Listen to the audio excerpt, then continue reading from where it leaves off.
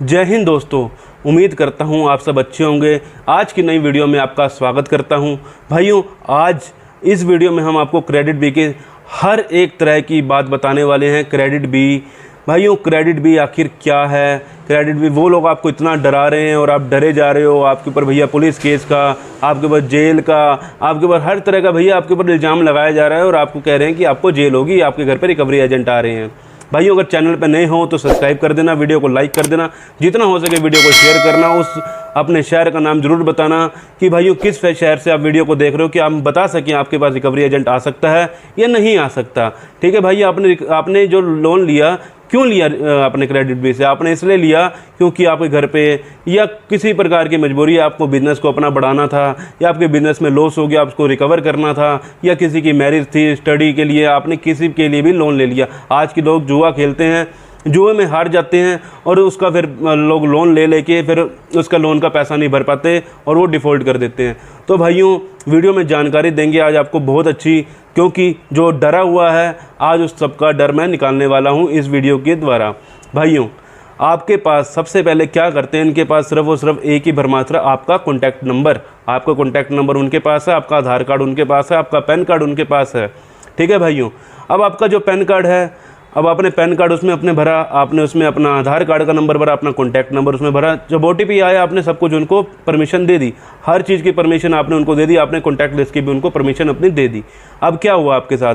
आपके पास पैसा नहीं था, आपने लोन ले लिया। अब पहली बार आपके पास फ़ोन आया और आपने कह दिया कि मैं अभी मेरे पास पैसा नहीं है देने के लिए, तो मैं आपको कुछ टाइम में पेमेंट देता हूँ, 8-10 दिन में। ठीक है, लेकिन उनके एक के बाद एक, मतलब कि दिन भर 30, 40, 50, 60, 100 कॉल। अभी एक कॉल आपकी कटी नहीं, दूसरा फ़ोन उनका आ गया, तुरंत आ जाता है उनका फ़ोन। उनका ये नहीं है कि वो वेट करेंगे, वो पता है कि अलग अलग बंदों के पास आपका नंबर गया होता है, ये नहीं कि एक बंदे के पास।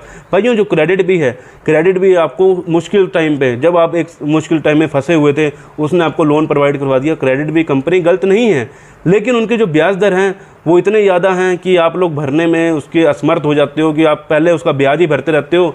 जब आपको उसको पेमेंट करने की बारी आती है, उनके जो अपने खुद की पेमेंट दी होती है, हमने मान के तो 50,000 का उन्होंने 70,000 पे लिया, आपने 20,000 भर दिया, 50,000 आपका अभी भी खड़ा हुआ है। तो भाइयों, ये क्या है? सारा का सारा ब्याज ही तो लगा ना आपके ऊपर। अब आपको क्या है, आपको दिन भर 50, 60, 100 कॉल आ रही हैं। भाइयों, ये कॉल आपके लिए क्या इंपॉर्टेंट है? भाइयों, आपकी लाइफ से ज़्यादा इंपॉर्टेंट है।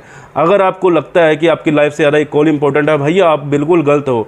भाइयों, आप इन कॉल को ना बिल्कुल इग्नोर किया करो, क्योंकि भाइयों आपको हरासमेंट पैदा करने के लिए कॉल की जाती है, ना कि आपको। देखो भैया, कॉल कोई क्रेडिट भी थोड़ी ना कर रही है, क्रेडिट भी कभी कॉल नहीं करती, कॉल करते हैं रिकवरी एजेंट। जो कि आपका जब केस है रिकवरी एजेंट के पास आपका चला जाता है ना, तो भाइयों आपके पास सारी की सारी कॉल रिकवरी एजेंट करता है। और रिकवरी एजेंट का भाइयों एक तरीका आपको बता दूं, जो RBI की गाइडलाइन कहती है कि आपके पास जो रिकवरी एजेंट है, आप उनके ऊपर केस कर सकते हो अगर आपका कोई बदतमीजी करता है। आपके पास भाइयों प्रूफ होना चाहिए, सिर्फ और सिर्फ प्रूफ होगा आपके पास, तो भाइयों आपके ऊपर 1% भी केस नहीं बनता। दूसरा, आपने ई-मैंडेट चालू किया हुआ है, यानी कि आपका ऑटोमेटिक जो बैंक से पेमेंट कट जाती है। भाइयों, अगर लोग उसमें डरे पड़े हैं कि मेरे पास सेक्शन 25 का नोटिस आ गया है, मेरे पास लीगल नोटिस आ गया, मेरे पास तरह तरह के नोटिस आ रहे हैं, मेरे को जेल हो जाएगी, मैं डरा पड़ा हूँ बहुत ज़्यादा। और भाइयों, मैंने जो लाइव में जब करी थी तो बहुत लोगों के ऐसे ऐसे मैसेज आए। तो भाइयों, आप लोगों के लिए मैं वीडियो इसलिए मैं पूरी बना के लाया हूँ आपके लिए, पूरी स्क्रिप्ट जो तैयार की है मैंने। भाइयों, उसमें क्या होता है, जो ये रिकवरी एजेंट हैं, इनका काम है सिर्फ और सिर्फ आपसे पैसा लेना। वो किस प्रकार लेते हैं भाइयों? आपको धमकाते हैं, आपको इतना धमका देंगे, इतना डरा देंगे कि आप लोग कहोगे भाइयों मेरे को जेल हो जाएगी। भाइयों जेल का तो जे भी उसमें नहीं आता है। क्यों? क्योंकि भाइयों इसके अंदर जेल का कोई भी प्रावधान नहीं है। क्यों? कैसे हो जाएगा भाइयों? अगर मान के चलो आपकी 1 केस, 2 केस, 3 केस, 4 केस, भाइयों आपकी मजबूरी पे तो वो बाउंस हुई है ना, आपको जानबूझ के उनकी किस्त थोड़ी ना नहीं भर रहे हो। भाइयों, अगर आपकी मजबूरी है, मान के चलो यार घर पे किसी का मिस हैपनिंग हो गई है, या भाइयों आपकी जॉब चली गई है, या आपके बिजनेस में लॉस हो गया, भाइयों वो आपकी गलती नहीं है। भाइयों, आपके ऊपर जो कह रहे हैं ना काल मंडरा रहा है, वो भाइयों काल आपका इस समय आपको परेशान कर रहा है। कोई दिक्कत वाली बात नहीं, डरने की जरूरत नहीं है, आपको जेल नहीं होती इसके अंदर। अगर जेल होती भाइयों, आज की डेट में ना इतनी, मतलब कि 14-15 हज़ार जेल हैं पूरे यहाँ पर तो भाइयों सारे के सारे पता हज़ार कहीं से कम ना करते कई करोड़ बंदा है जिसने डिफ़ॉल्ट कर दिया है, कई करोड़ बंदा है जिसने डिफ़ॉल्ट कर दिया है। भाइयों जिसने असली जो क्राइम कर रखा है ना भाइयों, वो क्या नाम है, वो घर पे होंगे, और हमारे जैसे मतलब कि आम जनता है जिनने 10, 20, 50 हज़ार, लाख, 2 लाख का लोन ले रखा, वो सारे के सारे जेल में होंगे। भाइयों दिमाग का थोड़ा सा इस्तेमाल करो, आपको जेल नहीं होगी, ठीक है भाइयों। और तीसरी बात रहती है लीगल नोटिस की। भाइयों जो लीगल नोटिस आता है वो एकदम फेक होता है। लीगल नोटिस पे आप ध्यान न दीजिए कीजिए, क्योंकि भाइयों लीगल नोटिस एक आपके लिए रिमाइंडर नोटिस होता है।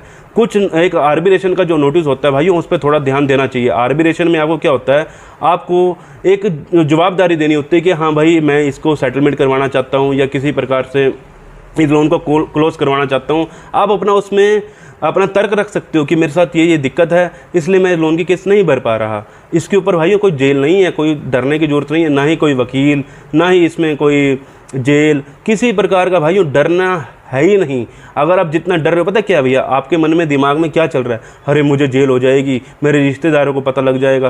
भाइयों जो रिश्तेदारों को पता लगता है वो आपकी गलती के कारण ही पता लगता है, क्योंकि आपने जितने भी अपनी कॉन्टैक्ट लिस्ट आपने उनको दे रखी है, तभी तो वो फ़ोन कर रहे हैं आपके रिश्तेदारों के पास। भाइयों 1% भी डरने की ज़रूरत नहीं है। भाइयों जब आपके पास पेमेंट हो तो भाइयों उनको दे देना, नहीं है तो भाइयों आपका कोई कुछ नहीं बिगाड़ सकता। आपके ऊपर सिर्फ जो फ़र्क पड़ने वाला वो सिविल स्कोर के ऊपर पड़ता है। सिविल स्कोर में आपको डिफ़ॉल्ट घोषित किया जाता है। डिफ़ॉल्ट होने के बाद भाइयों आपको जो सिविल स्कोर डाउन होने के कारण आपको एक भी कंपनी लोन नहीं देती। चाहे वो आप मान के चलो आपने 10 कंपनी से लोन ले रखा है, अब आपने एक का मैं एक का भर देता हूँ और बाकियों का नहीं भरता।